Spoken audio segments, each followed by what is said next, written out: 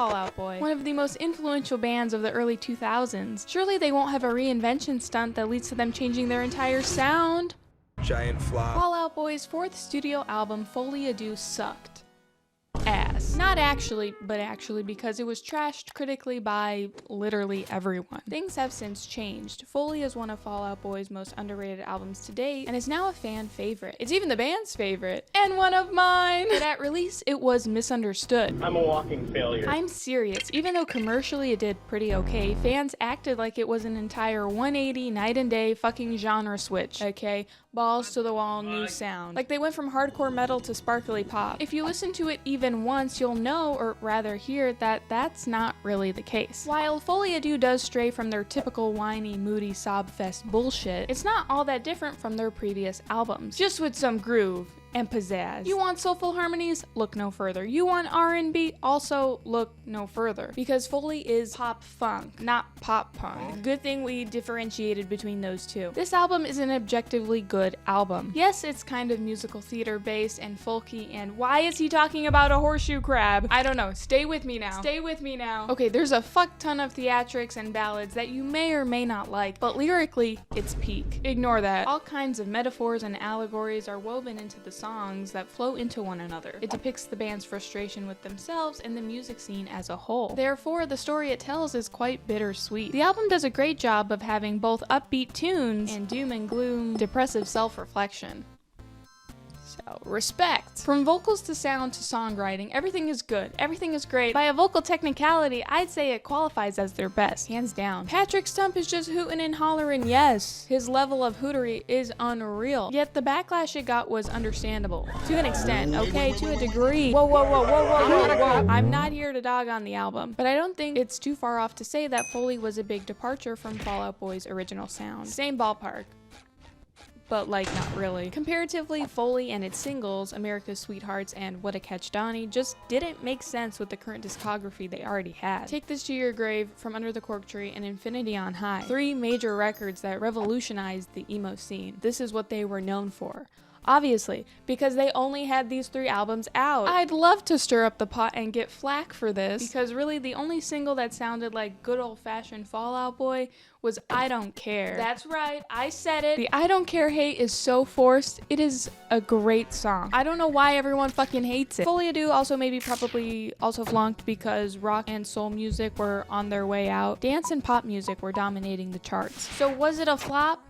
Not really, because it was number 8, but compared to its predecessor, Infinity on High, I guess. The band's reaction to the negativity was, yes, you're right, not good. Mostly since the making of it was nightmare-inducing. There had been creative differences and a lot of fighting, and I mean a lot of fighting happening between Pete and Patrick, all while Joe was struggling with substance abuse. Andy seemed just fine though. Andy, what are your memories of that time? How'd you look back on it? I have good memories. You can tell this album was a deeply personal project to them. So when people reacted so poorly towards it, you can almost sympathize with them changing the direction of their sound entirely. You know, I'd probably be a little irritable at night too. It's almost like they knew Folie was going to be the end of Fall Out Boy in some way. The end of the band, the end of an era, who knew? The song What a Catch Donnie feels like the perfect send-off. Almost like a tribute to the band they used to be. However, get 2 men in the studio who absolutely hate each other, and you get some of the best songs of all time. Okay, no one talks about West Coast Smoker enough. To further symbolize the end of Fall Out Boy, on the last show of the Believers Never Die Tour Part 2, Pete Wentz shaved off his iconic emo hair.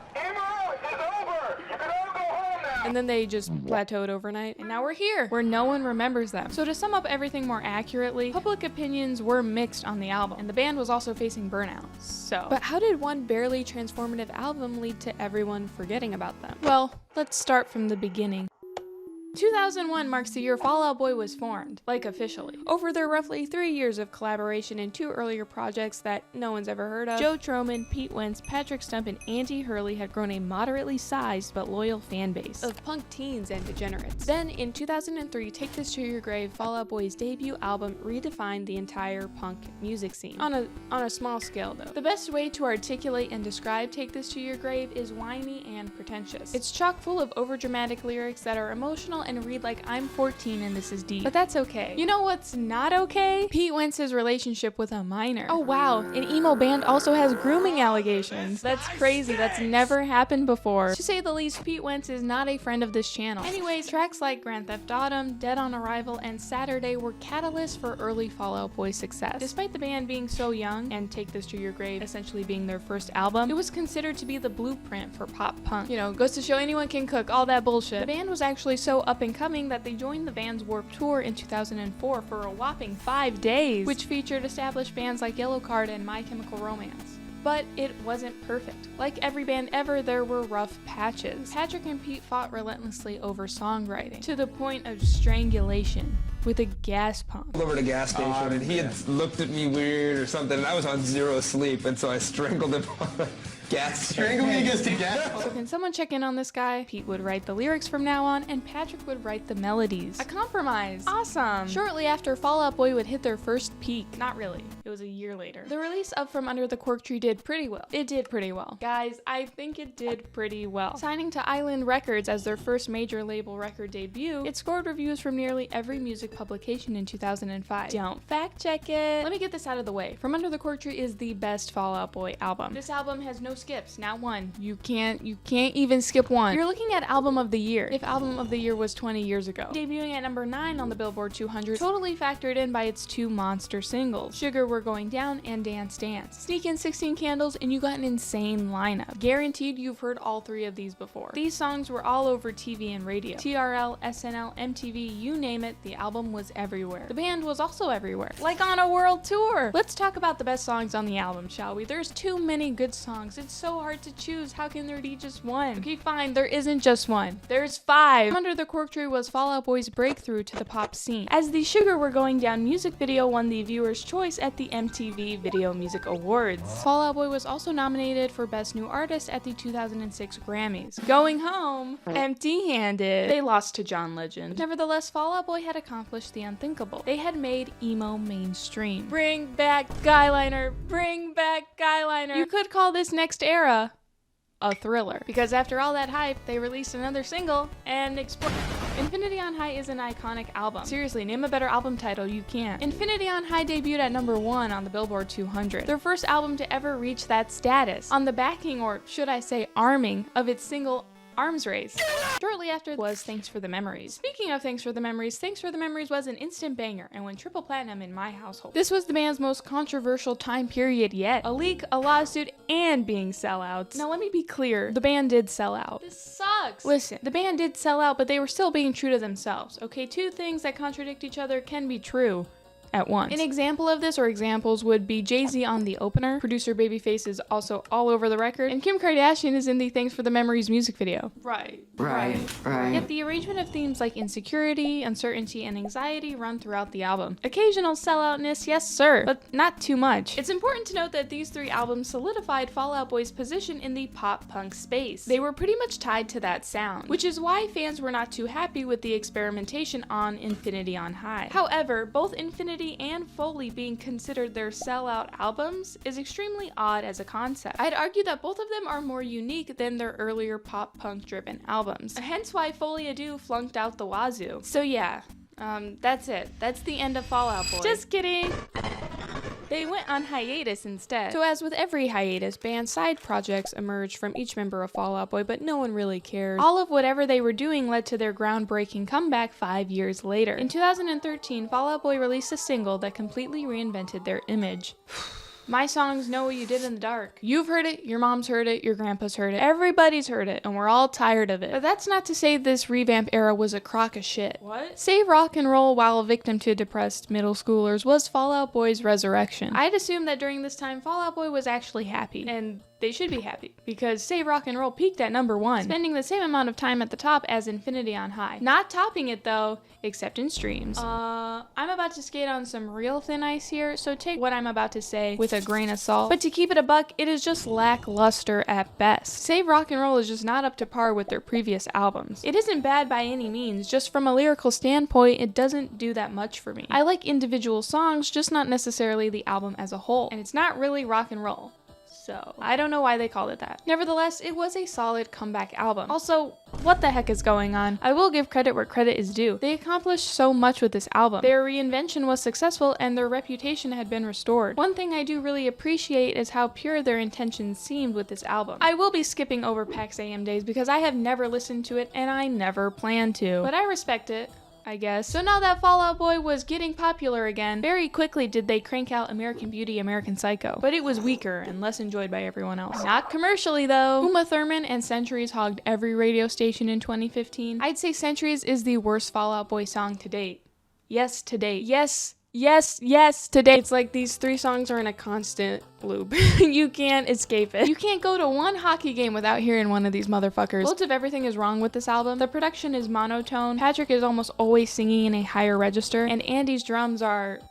like your dad, nowhere to be found. To top it all off, American Beauty, American Psycho is also heavily sampled from all over the place. I don't know what else to say other than it is just subpar. Big Hero 6 mention, but just subpar. Except it houses one of Fall Out Boy's best songs of all time. I'm sorry, every single song is about you. The 4th of July is the best song on the album. Mania! This album is, well, yes, it's not good. Sonically and lyrically, someone messed up. Why would Fall Out Boy make an EDM album? The world will never know. Mania gives me the ick. Nothing about this album is redeemable to me. Everything about it is terrible. It's filled with a good amount of unlistenable tracks and appeals to a total of about 3 people. As soon as I heard Champion, I knew I was in for Flopsville. It has no drums, no guitars, no life, no soul. You know what it was though? A poorly calculated attempt at writing radio hits and trying to fit in with the dominating artists of pop music. And they failed at that. Yes, it was a Grammy nomination and I don't know why, but it was a failure, okay? Maybe I'm judging it a bit too harshly. Maybe I'm misinterpreting the album. I don't think so. It's a full skip album for me. I don't know what audience it was intended for. Doesn't matter because it straight up killed their credibility as artists. They actually probably would have been better off in the pop rock genre or going full pop. Regardless, Fall Out Boy was not actually intending to create this type of music for passion. Lead guitarist Joe Troman wasn't really a part of the making of Mania. And it's pretty obvious why old and new fans disliked it so much. Because it wasn't from the heart. It wasn't from... So yeah, their creative integrity fell off, but at least they had the battle bus on their tour. So during this time after Mania, for me at least, because I am me and I can only speak for myself and my own personal experiences, no one really cared about Fall Out Boy anymore. You might say I'm just blinded by nostalgia. Old Fall Out Boy this, old Fall Out Boy that. Bring back the old Fall Out Boy. Yes. I'm all for change and new styles.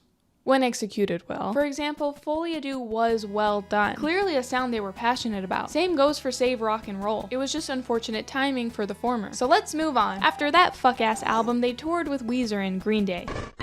The jump from Mania to So Much for Stardust is the 180 whiplash the press thought Folie à Deux was. So Much for Stardust is not very complicated to grasp. It has the original essence of Fall Out Boy. It calls back to their old sound in a way that doesn't feel entirely forced. Plus, I think this album at least respects its audience a bit more. An album reliant on its writing and instruments. The only thing I can really nitpick is how Patrick still sings in that higher register, but I just don't like when he sings in a higher register, so maybe that's just a skill issue for me. And if I'm being fairly honest, it's pretty good. I actually have some positive outlook for Fall Out Boy's future. Oh wait, never mind. Now that the Fall Out Boy timeline is out of the way, the band went from being one of the biggest names in pop punk to the biggest names in pop rock to just fading into irrelevancy. If I must backtrack for a second, had Folie à Deux been well received instead of rejected, I wholeheartedly believe Fall Out Boy would be on a completely different path and be making completely different music. It's a pretty surface level take, but still. Folie à Deux was the most influential album in terms of direction for the band, because it set up a sound that was niche to them specifically. And it's really unfortunate that it was abandoned. It was such a personal loss for the members, it forced them into hiatus, and then into their first reinvention. A reinvention altering the entire trajectory of their sound and identity, sadly. As I've said, it's not that I hate the post-hiatus albums, just that nothing can really compare to the pre-hiatus albums. Let's be serious, these 4 are just unmatched. There is nothing like early Fall Out Boy. And if I'm being real, Mania was really what ran Fall Out Boy's name straight into the dirt. For a lot of us, we have grown up with Fall Out Boy's music, so that disconnect and faux authenticity in both Mania and American Beauty, American Psycho had an effect on fans and casual listeners. And it's why So Much for Stardust, their comeback album, is overlooked. It was released to an audience that had pretty much stopped listening to them. Fall Out Boy is a complicated band to say the least. Too many reinventions and too ambitious. But me and my emo younger self think their music is pretty good. And there is something to gain by by listening to Fall Out Boy's music,